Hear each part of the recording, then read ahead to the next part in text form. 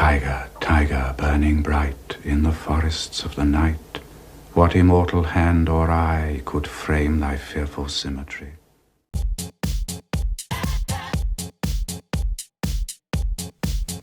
Sup, I'm reliably informed that I'm terrible at pimping my stuff, so here I am, pimping my stuff. You can buy most of the shit that I make over at post-mort.com. Hope to see you there. Hello lovelies. I don't know what to make a video about today, and that's kind of the problem. I'm having a bit of creative burnout. Some of that is all of my personal health drama from the last year. Some of that has been the more recent health drama from the cats and losing one of them. Some of it is working double hard despite everything that's been going on to get Whitechester out, and the increasing dissatisfaction from some people who contributed. Some of it's just the black dog lurking again, I think, but I also think there's more to it.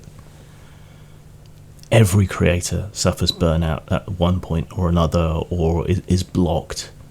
Sometimes it just takes a new project or a new idea to bring the passion back into creating. Sometimes it takes a break doing something very different. Sometimes it just goes away one day. But what's really exhausting to me, and something I've encountered before, is when you're constantly fighting against a headwind. See, I didn't always want to be a writer necessarily.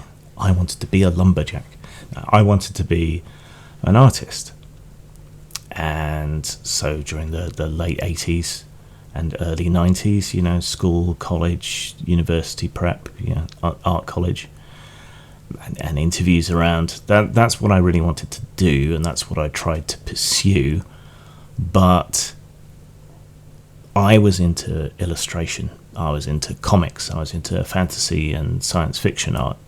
Just as well I didn't go into this career, because all of those industries have collapsed, but still.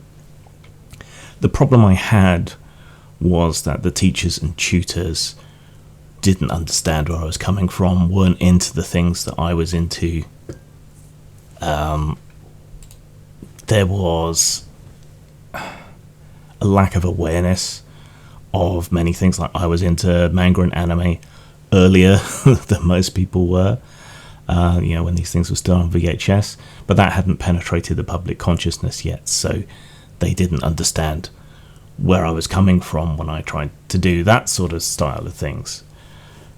I guess I don't really have any regrets. Not going to proper university may have stunted my social growth a bit. It was a bit lonely for a while everyone else was away at university, but I did pick up some useful skills from my sort of piecemeal art school dropout background, and a lot of resilience. It wasn't enough in the end, but I did pick up a lot of resilience and defiance, and just putting your head down and going ahead with what you want to do, and damn the torpedoes. Ultimately though, I did give up because that headwind was too strong to do anything, to accomplish anything in that environment of a blank lack of comprehension or criticism that didn't understand where you were coming from. To do anything in that context took huge effort and was more exhausting than what anyone else was doing. And creating in the RPG space has a lot of headwind now. There's a lot of competition, much of it creatively bankrupt, unfortunately, but also successful, which is frustrating when you see yourself as more of an artist. So the market is flooded. There are many undeserving projects making millions, while deserving projects struggle. And if you try and inject any sort of professionalism, you're likely to be called out as abusive or something, and everything will just collapse around you, and there doesn't seem to be any way back from that. The invasion of identity politics, and I'm the wrong colour, the wrong gender, the wrong sex, the wrong sexuality to take advantage of that, and I don't want to take advantage of the counter grifting. So there's grifting from both sides, whether it's moral entrepreneurism from one or outrage baiting from the other. I'm really not that interested. I'm interested in the effects of these things, which means people mistakenly believe I'm on one side or the other. But the death of nuance, that's associated with that. I have nuanced points of view on just about everything, but we live in a world without nuance. You're either black or you're white, positive, negative, for or against. You're not allowed to have any kind of halfway house opinion or to want to wait for more information. No, you have to make a decision now, and that determines what side you're on. There are all sorts of assumptions made about people, and the rumour mill is out of control constantly, and there is no opportunity really to correct the record or just make people even consider your point of view. I mean, look how Gamergate just erupted again in the news on the basis of nothing. They're still lying about people 8 years later, nearly 9 years later. Then that's not going to stop anytime soon. I don't really know what the mileage is in that, but it just goes to show, I hold a grudge, but Jesus. There's a lack of good faith arguments. If you want to argue your corner, people will argue with you, but it's not in good faith. They're not listening. They're not trying to assimilate or understand your points of view. They're just wanting to beat on you for a while. And you're expected to put up with any amount of disrespect, but you snap back once at someone and that confirms all prejudices about and against you. When you publish something, your entire corpus of work is gone over with a fine-tooth comb for anything that could possibly be considered problematic in any way, shape or form. Right? And when you've published over many years, your points of view change, things that were acceptable become unacceptable. But why should you apologise for them?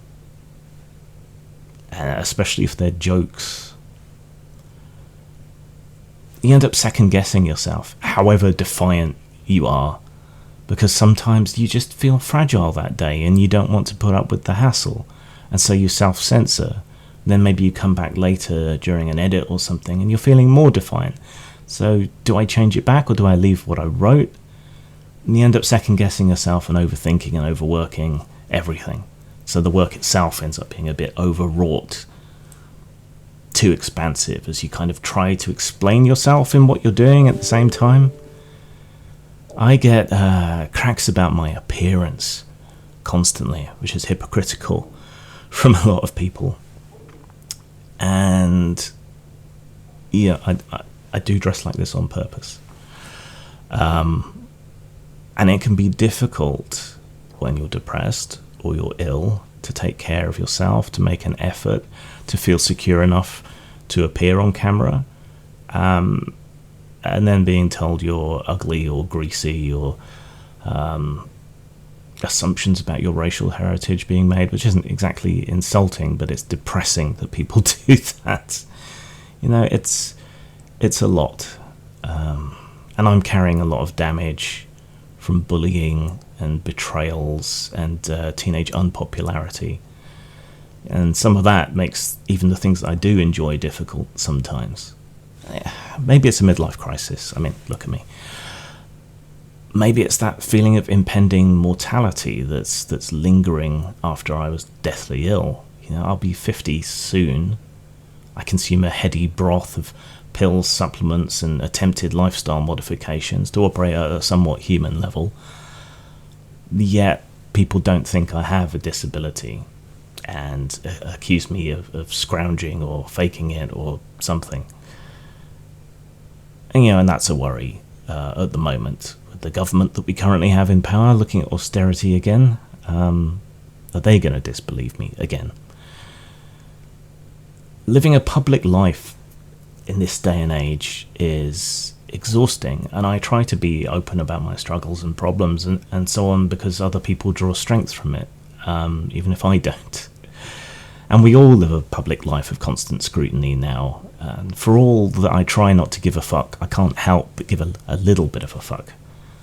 A finger bang, maybe.